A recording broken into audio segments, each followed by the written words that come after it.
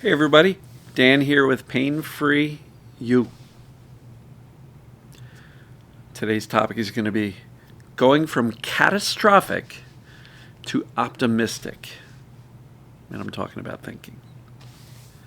So we'll get to that in a minute. I'm going to relax,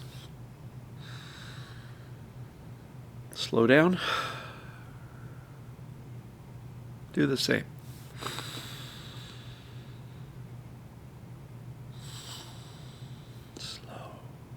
Easy.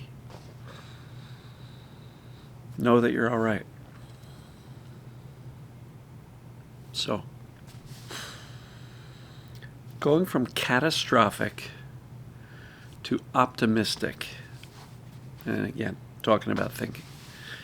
So, catastrophic thinking is a very common experience and behavior that people with mind-body syndrome, TMS, or as I call it, perceived danger pain or perceived danger symptoms.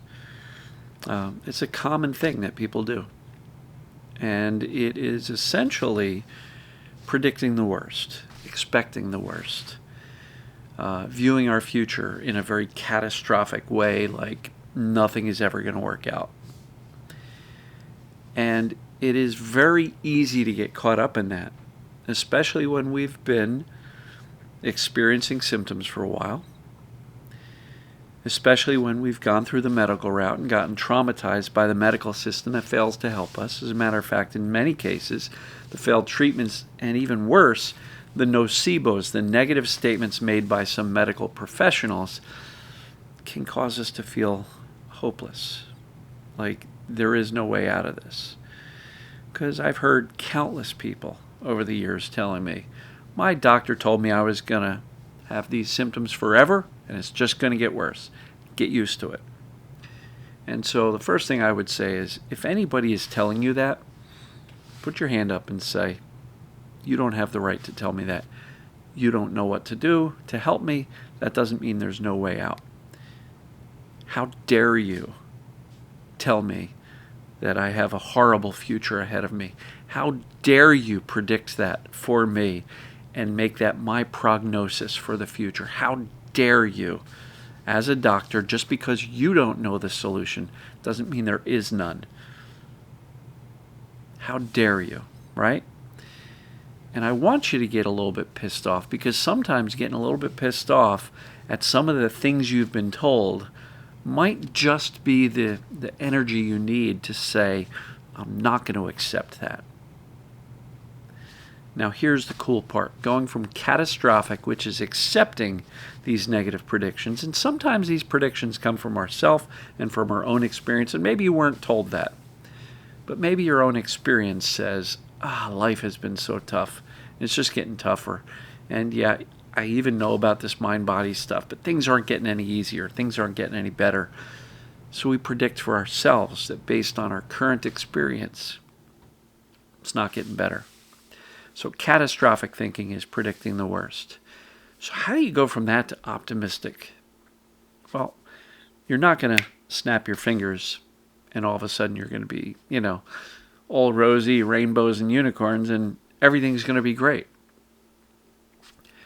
It has to start by being less catastrophic, less full of fear and panic and freak out.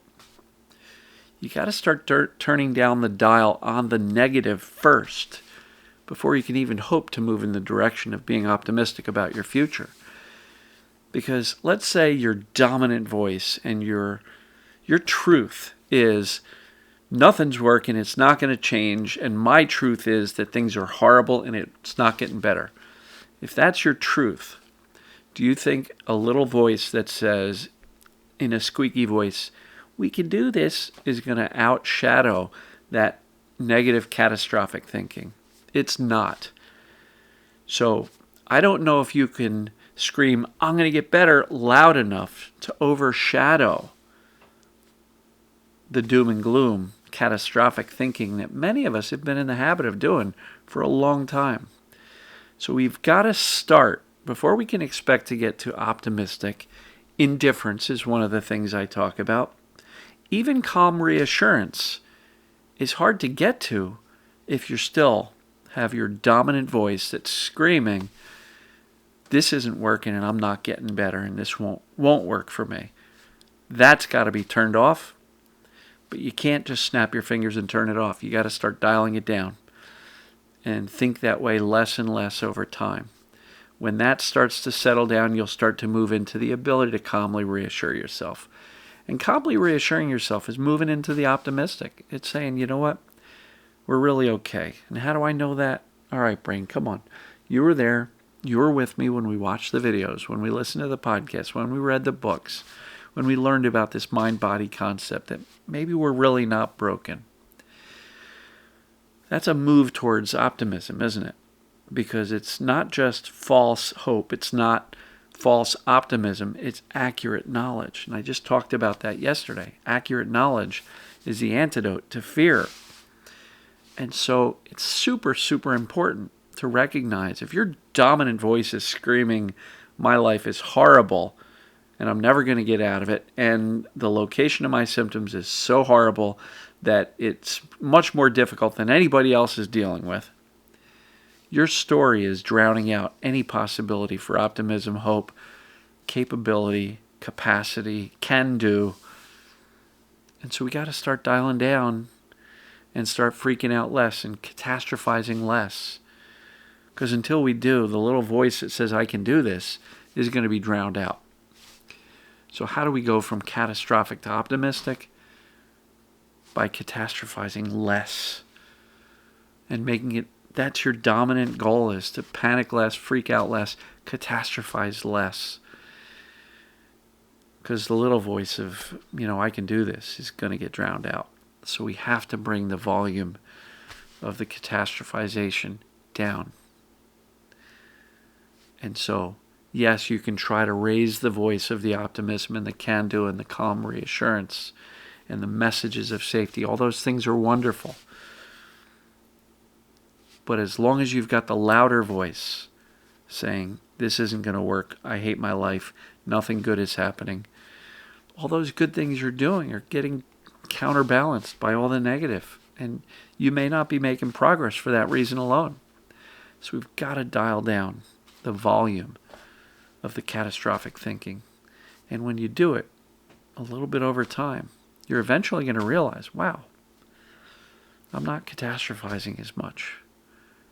And that's a home run. That is such a big win when you can start to realize that, you know what, I'm not ruminating on how horrible my future is going to be anymore. I may not like my present, but I'm not predicting the future in such a dark and dismal way anymore. That's where you have to start in order to move towards optimism, calm reassurance, messages of safety, and even indifference, to where you can say, yeah, I've got symptoms, but so what? No problem.